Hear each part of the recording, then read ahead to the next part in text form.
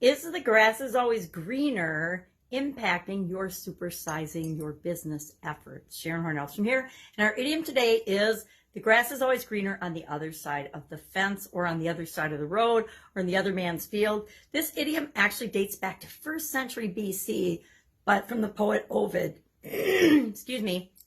And his version said, the harvest is always richer in another man's field. There's a lot of different versions of this particular idiom we're saying. And nowadays, with the internet and people supersizing and growing their businesses online, maybe not necessarily even offline, it's so easy with visibility and social media and everything to compare ourselves to others. Now, I'll sneak a drink of my coffee and let's talk about this. There's actually a syndrome called the grass is always greener syndrome. I never heard of it. Don't think I've ever had it, but I do notice every once in a while that I am comparing myself to others. And whenever we're comparing ourselves to others, guess what? We're not comparing ourselves usually for how do we measure up in reality. We're comparing ourselves in ways to beat ourselves up because we haven't achieved something yet, or maybe they did it faster or different. I guarantee they did it different, right? Each and every one of us are on our own journey to create what it is that we want in the world. And it's never usually a good thing when we're comparing ourselves to others, unless we're learning from other people and we're in a mastermind with them and they're helping us along to achieve more and more of what it is that we want to create in the world. This idiom also was used, and it's a proverb, and it comes from a folk song that was written by Raymond Egan and Richard Whiting. I know we've talked about this one before.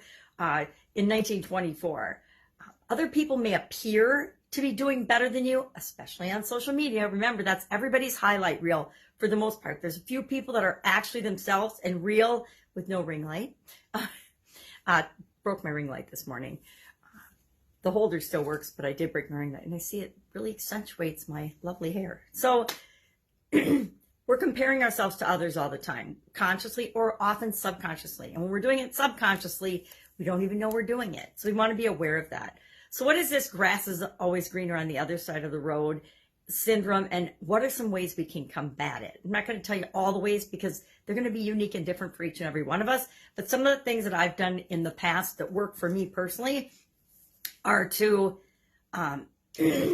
identify where you have learned and what you've learned, and notice when you catch yourself comparing yourself to others. When I first came into the online world from the offline world, I really didn't compare myself to others, probably because I was so busy just building and growing my businesses.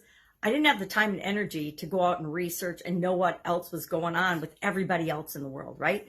But the internet makes it so easy to do that. You can just run a search on any search engine and find anyone in your market or in your niche or who's working with the people you're working with, and feel like, oh my God, they've already got 10 million customers, or, they've got $100 million in sales and I'm just starting out, whatever it is. But you want to identify what you've learned so far and pay attention to that. Identify what you have to offer people that other people don't, right? Because each of us have something in our experience and our businesses that we can do for people and help people and add value to their lives. And we want to focus on that. We want to balance our thinking with, and always reminding ourselves when we're seeing things that make us feel bad about anything, why are we looking at that, right? Are we looking at it to motivate ourselves to learn and grow? And if you can do that, if you're one of the few people that can do that, go ahead and do it. But if you're not, maybe don't compare yourself to others. Maybe don't look for what other people are doing. And unless you're going to model it to improve your business and your situation, don't look at it to, if it ever makes you feel bad, then it's not the right thing to be doing. That's my rule of thumb. Get gratitude working for you by focusing on what it is that you're good at, what your organization is good at, what you do for people that other people don't, etc.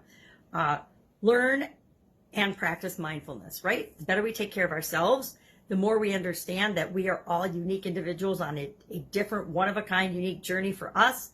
And our reality, our experience isn't going to look like anyone else's. It's not going to look exactly like anyone else's. Even if you model someone like Tony Robbins or any other, personal development guru, Brendan Burchard, or a marketing specialist like Russell Brunson, you're still going to have your unique journey. I like to use Russell Brunson's and ClickFunnels as an example because they lay out the frameworks and they lay out the models for you, and you can copy them and model them and use them. But every one of them, I think they have 100, almost 200,000 clients now. Their journey and their experience is different. Every single one, every single time. And our journey is for us, right? And for us to become who it is that we're supposed to become as we're growing and building and supersizing the business that we want to see in the world. Find a barter point, meaning find a better point of view or a better perspective. Always look at the things you hear and read and see and experience, articles in magazines and things with a grain of salt. You're seeing one version of someone's story, and there's always lots of different perspectives, right? Infinite different perspectives on what the story actually is. And a lot of times, learned this from Russell Brunson. Guess I got Russell on my brain today. Our story and the pieces of our story are what we choose to share with people in order to create a response, right? That's the key to marketing is telling a good story, offering a solution, etc. And finally, test, talk it out. Find a confidant or a person or a mastermind or a coach or a mentor that can help you, number one, get over comparativitis or the grass is always greener syndrome. I've heard it as comparativitis, things like that. Don't compare yourself to others. Map out, have your own goals and objectives and strategy. And when you're working toward what it is that you want to create in the world, you don't really care what anybody else is doing. You're just trying to find the ways and the steps that create the results you want for your life. And that's what all of us need to do. Love to know if you've had the grass is ever greener syndrome. I think all of us have at different times in our life. We've looked at other people and thought, oh my gosh, if only I had that talent or that skill or that ability, then I'd be further along too. And it's actually not true. We are always exactly where we're supposed to be right now in this moment. And we have to be present in that moment because right now is the only time we can make any changes or impact anything in our life. Past is gone. Future is never guaranteed. I sure learned that in 2010. If I can help you in any way, ask. Otherwise, share your experience with this particular idiom in the comments below. And I will be with you tomorrow with another idiom related to our No Nonsense November for the annual challenge. This year's annual challenge is to do one thing every day that improves us and makes us a better version of ourselves. All right, have a great day, and I'll, of course, be with you tomorrow.